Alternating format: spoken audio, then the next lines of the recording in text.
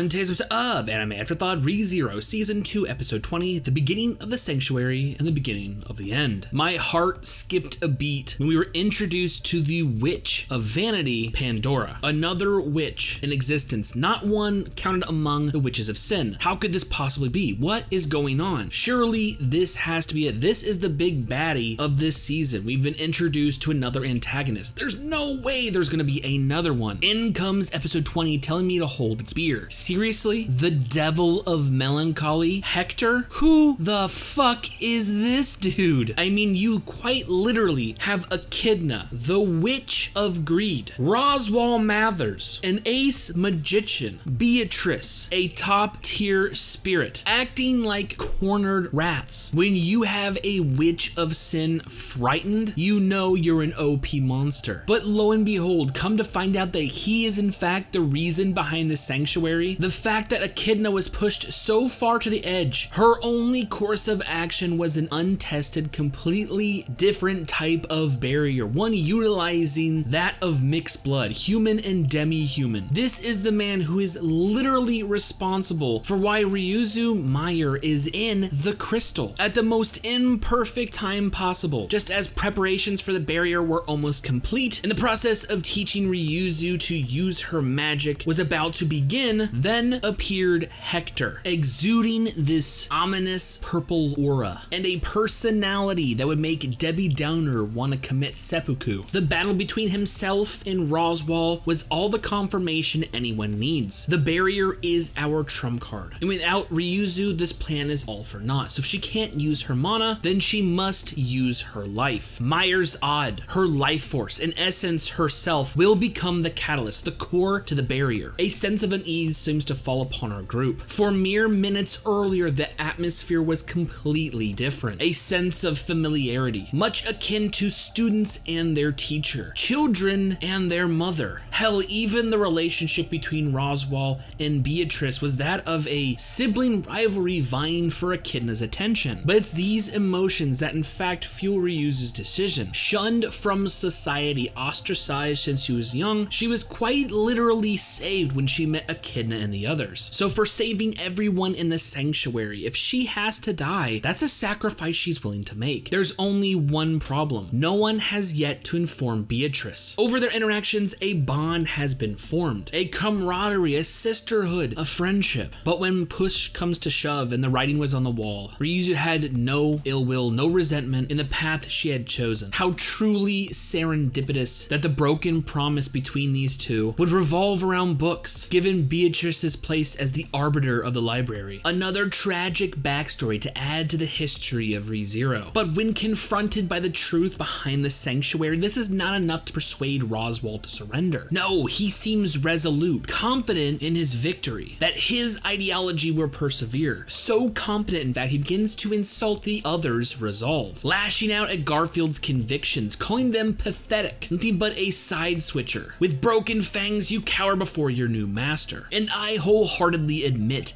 Garfield's counter was utmost perfection. I did not switch sides because I lost. I switched sides because I confronted my past. I follow Subaru because he sees the potential in my strength, whereas you only focused on my weakness. Roswell seems shocked. Has Garfield truly conquered his past? Was he successful in completing his trial? How can someone whose resolve has wavered change so much? This gives us a good look into Roswell's overall mentality, how he truly lives his life, that he believes everyone is fundamentally weak, and unless you are obsessively consumed by that one desire, you will never be able to achieve your goals. Unable to admit defeat, there is still one individual whose weakness he truly believes in, that Amelia, deep down, doesn't have the strength to confront her past, that in the end she would once again be reduced to a blubbering mess. Subaru's response is a stark parallel to Roswell's. While the essence is the same, the sentiment is in complete opposition, the weakness of Roswaal versus Subaru's strength. How eerily similar yet different can two individuals be? But this interaction has once again sparked Subaru's conviction towards Amelia, once again proclaiming to be her knight. As for now, the wager is still on. While Amelia has completed her first trial, things seem off when she is greeted by Ram. Does Roswaal have another underhanded tactic? Surely Ram won't do anything to Amelia, but of course we know she only serves one master. A master so consumed by one thing and one thing only. For 400 years, his love for Echidna never wavered. And you thought I wasn't gonna mention Echidna and Roswaal swap and spit. Come on. I mean, it was under the pretense of sucking out mana during Roswaal's magic release period, but she admits it herself. She's an evil witch that occasionally does good things. Anyways, I love today's episode. There's just so much shit going on, and it really makes you think that these characters are so deep and complex. That last sentiment I stated about Echidna, her being evil yet does nice things. I begin to wonder, did Echidna go into creating the sanctuary knowing they would have to sacrifice Ryuzu? I don't know, it really makes you wonder. They also threw out a lot of interesting terms in today. Odd/ode, basically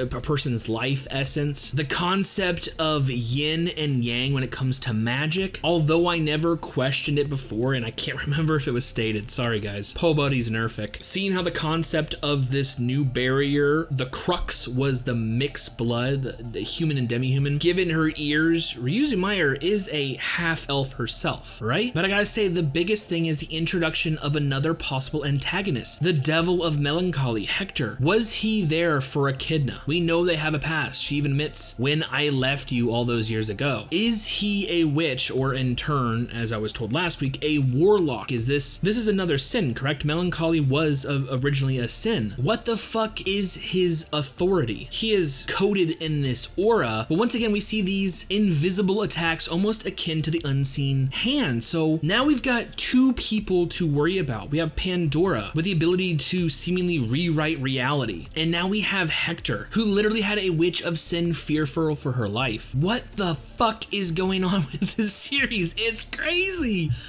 Yo, honestly, this series is fucking amazing, but I'm so looking forward to going forward. There's just so much with ReZero. It's ridiculous. So with all that being said, and more is ReZero coming next week, I honestly cannot wait for future episodes.